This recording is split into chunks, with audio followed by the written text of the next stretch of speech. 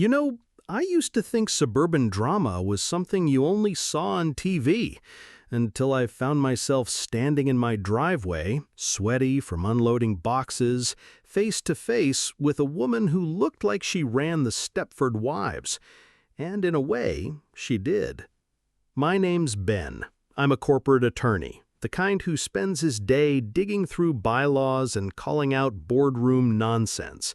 My wife and I finally saved enough to escape our tiny downtown condo and buy what we thought was our dream home. A beautiful house on a quiet street, big yard, mature trees, and most importantly, it was not part of any HOA. That was a big selling point. The listing even said, "No HOA," and the title documents sang it loud and clear, like a hymn from heaven. The house sat in a neighborhood called Oak Haven, or more specifically, in a subsection the developers dubbed Oak Haven West. It was built a year after the original Oak Haven and separated by a creek that ran along a line of old stone markers. On every map filed with the county, the creek was the boundary. East side, HOA. West side, sweet, sweet freedom. We moved in on a sunny Saturday with the help of a few friends, a rented U-Haul, and a whole lot of caffeine. That's when I first saw her. White Range Rover, white tennis skirt, white smile that didn't quite reach her eyes. She stood across the street with her arms crossed, like she was judging a pie competition she didn't sign up for. I thought she was just curious, maybe a nosy neighbor. Spoiler alert, I wasn't even close. She walked over like she owned the block and stopped at the edge of our driveway. I was elbow deep in a box labeled "Kitchen, Fragile," when she said, in that tone people use when they're about to lecture a waiter, "Excuse me?" I wiped sweat off my brow and smiled. "Hey there, we're the new owners. I'm Ben." She didn't smile back. "I'm Meredith," she said, like the name should mean something to me. "President of the Oak Haven Homeowners Association." I blinked. "Oh, sorry, this part of the neighborhood isn't in the HOA." She held out a thick folder like she was serving me court papers. "That's a common misconception. Oak Haven West is just a marketing name. This entire area falls under our jurisdiction." She said it like a queen drawing lines on a map. I opened the folder. Inside were community bylaws, a dues invoice, and a form for architectural modifications, whatever that meant. I politely told her again, we're west of the creek. The deed, plat maps, title report, everything says we're not part of your association. She laughed. Not the warm kind.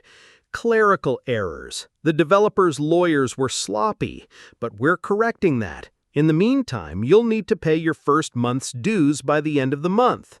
And, she added, eyeing the U-Haul, your moving truck has exceeded the 2-hour street parking limit. That's a $50 violation. I stared at her. You're trying to fine me for moving into my own house? You'll find the rules are there for a reason, she sniffed, and we take them very seriously. And just like that, it was on. I wasn't just unpacking plates and mugs, I was being drafted into a war I never asked for. But Meredith made one fatal mistake. She didn't just pick a fight with a homeowner, she picked a fight with a lawyer, one who specializes in governance, oversight, and sniffing out fraud like a bloodhound with a JD. Over the next few weeks, the letters started coming. Demands for dues, courtesy violation notices, even a threat of liens, all on official-looking paper with the Oak Haven HOA logo and her signature in some florid script that tried very hard to look important. But none of them had a leg to stand on. I wasn't in the HOA. They had no jurisdiction. It was intimidation theater, and I knew it. I started doing what I do best, digging. I went to the county recorder's office and pulled every official plat map and filing for both phases of Oak Haven. Doris, the clerk, saw the look on my face and gave me the Ah, HOA trouble? Smile. The maps were crystal clear, bold lines, legal descriptions, the works. Oak Haven West was explicitly excluded from the HOA's covenants. I bought certified copies and locked them in a file I labeled Suburban Nonsense. But then came the twist. A letter from an actual law firm arrived. It claimed I was, quote, a member in good standing of the Oak Haven HOA, subject to the governing covenants. Attached was a 2-page Third Amendment to the HOA charter, allegedly merging Oak Haven West into the original association. I'll be honest, my stomach dropped for half a second. If it was legitimate, I'd be stuck. But then I read it. It was laughable. The developer's signature was scribbled under the name of a company that had been dissolved 2 years before. The notary stamp was from another state and didn't match any record in the public database. And the amendment cited sections that didn't even exist in the original bylaws. It was a forgery. A bad one.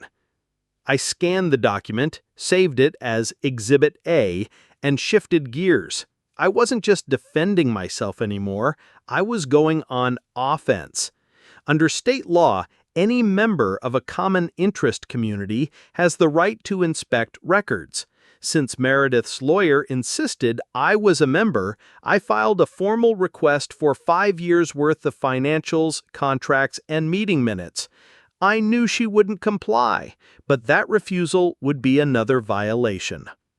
I started walking the neighborhood. Not Oak Haven West, real Oak Haven, and what I saw didn't match the picture Meredith painted. The tennis courts were faded, playground equipment was rusty, the community pool had missing tiles, but dues were high sky. That's when I met Jim, retired Navy. "Keep your head down," he whispered. "She fines people for having flags on the wrong pole."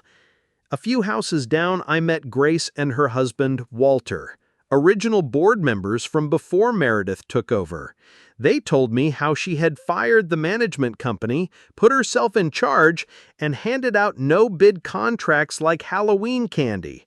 One landscaping company, Evergreen Horizons, was getting $150,000 a year. I looked it up. It was registered to her brother-in-law. And then I found the smoking gun. Buried in a chaotic box of documents they were forced to hand over during discovery, she eventually sued me for unpaid dues, which backfired spectacularly.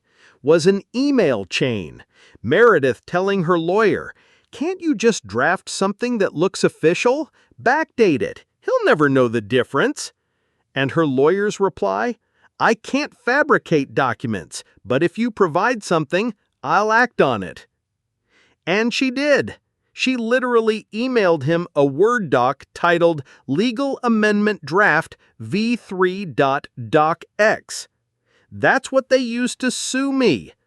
So I did what any good citizen would do. I wrote a 2-page letter, no legalese, just facts. I laid out the HOA's real boundaries, the shady contracts, the payments to Meredith's own company for management services, and a breakdown of how dues were being siphoned off. I attached the certified maps and quietly dropped a copy in every single mailbox in Oak Haven. And then I waited. By the next morning, my phone was blowing up. Neighbors were talking, really talking, for the first time in years. The community Facebook group exploded. Meredith tried to gaslight them with a post calling me a malicious outsider, spreading misinformation.